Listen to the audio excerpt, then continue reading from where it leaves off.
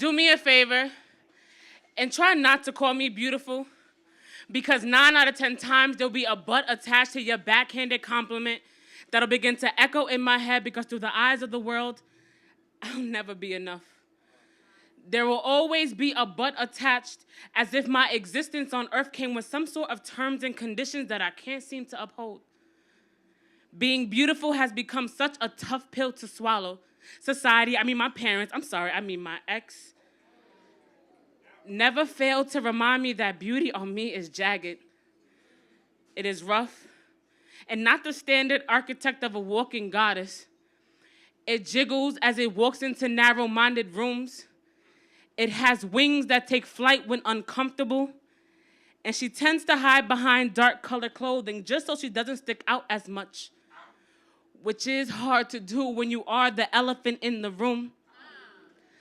I've tried so hard to starve the precious life within me just so I no longer had to be the award-winning walking contradiction.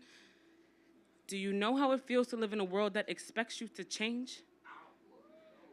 But see, I came to realize that God did not create me to live in shame, and I'll be damned if I let the old me die in vain.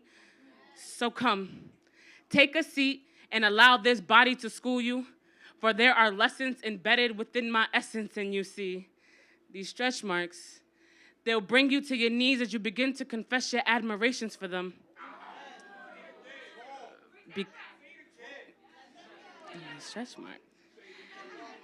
In these stretch marks, see, they'll bring you to your knees as you begin to confess your admirations for them, because they remind you of a Bible verse.